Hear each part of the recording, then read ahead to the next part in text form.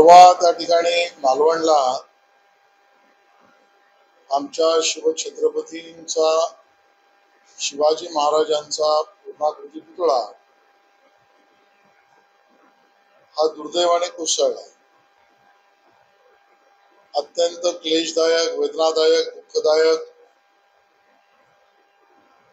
तळपायाची आग मस्तकावर नेणारा अशा पद्धतीची घटना, दुर्घटना, अपघात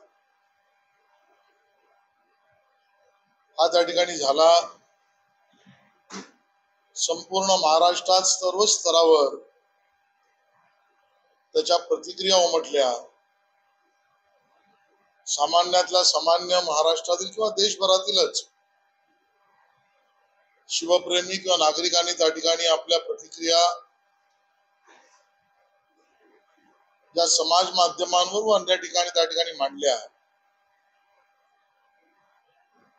स्वाभाविकच आहे, सर्व राजकीय पक्षांनी त्याच्यावर आपापल्या भूमिका, आपल्या प्रतिक्रिया मांडल्या. काहींनी आंदोलन केलं, काहींनी निदर्शनं केली, त्या ठिकाणी काहींनी तोडफोड केली.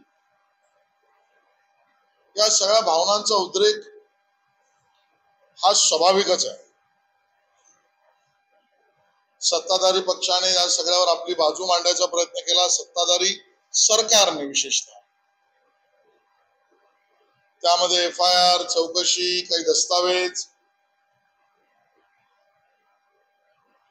या सगळ्या भूमिका मांडल्या. आता काहींना पटणारा, काहींना न पटणाऱ्या, न सहन होणाऱ्याही आहेत.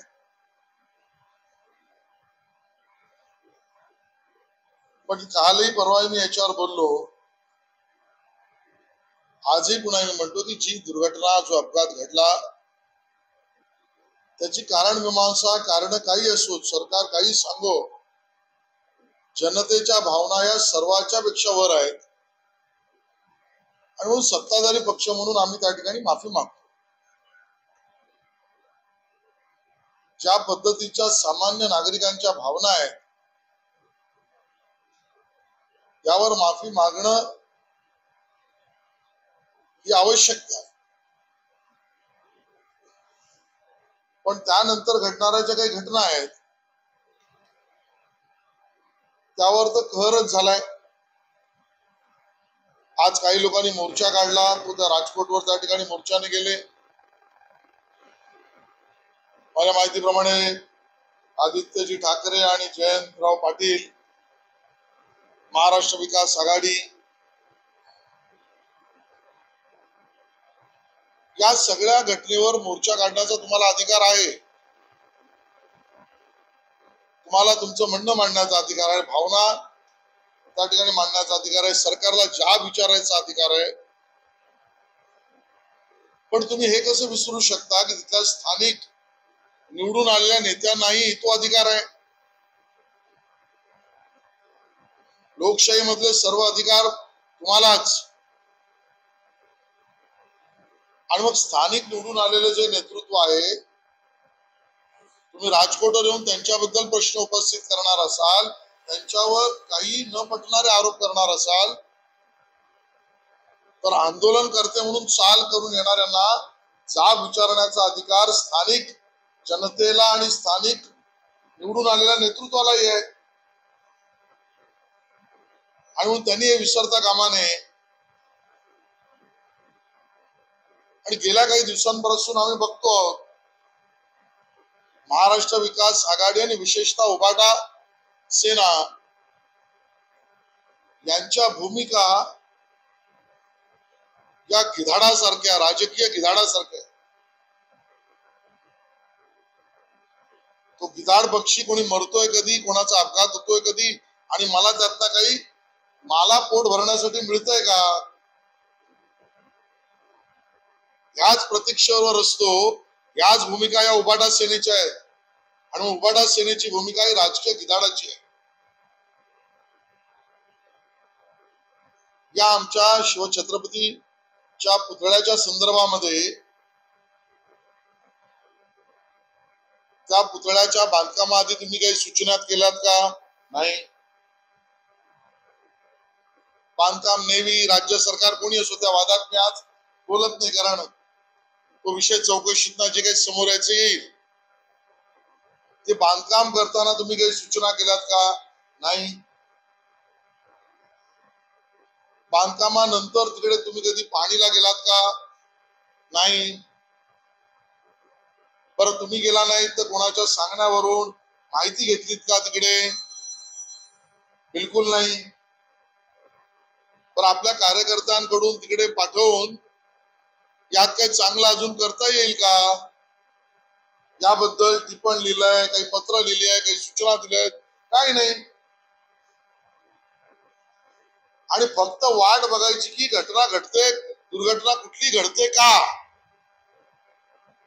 अपघात, दुर्घटना आणि घटनेच्या प्रतीक्षेवर उभ्या असलेली उभ्याटा सेना ही राजकीय गिधाडाची वृत्ती आहे. आणि मग त्यातनं मला राजकीय पोळी काय भासता येईल? कारण तुम्ही जर सकारात्मक किंवा तुम्ही त्या ठिकाणी वैधानिक किंवा तुम्ही त्या ठिकाणी राज्याच्या हिताचा म्हणून राजकीय पक्ष असाल, या काही सूचना या बाबतीत काही म्हणणं तुम्ही कधीच मांडलेलं नाही. आणि म्हणून ही वृत्ती बरी नव्हे. आमचा हेतू साफ आहे. तो पुतळा बांधता नाही, तो पुतळ्याचं उभारणी करता नाही. छत्रपती शिवाजी महाराजांचे मावळे म्हणून आम्ही काम करणारी लोक आहोत. तर आमचा हेतू साफ आहे. तुमचा हेतू काय आहे हे पहिल्यांदा उद्धवजींनी स्पष्ट करा.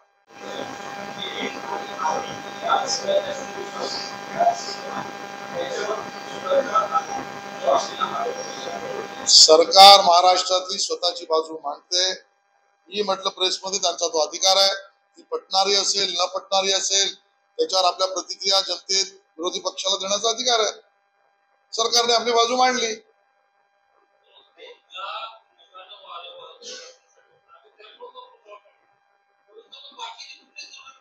सरकारला आपली बाजू मांडण्याचा अधिकार नाही का? तुम्ही 7 8 महिने शांत बसलात. तुम्ही त्या ठिकाणी 7 8 महिन्यात एक सूचना केली नाही, तुम्ही प्रश्न उपस्थित केला नाही. आणि आज सरकारच्या परतुने जरी बाजू मांडली गेली तरी त्याची बाजू मांडली. त्याला खोडणारी तुमची बाजू असेल तुम्ही मांडा.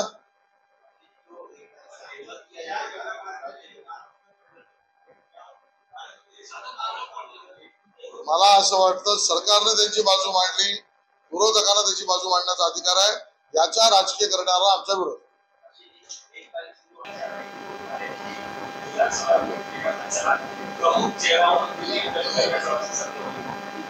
याबद्दलची मला माहित नाही आणि पक्षाच्या भूमिकेवर जाहीर अंतर्गत विषयावर भाष्य बाहेर करणे योग्य नाही.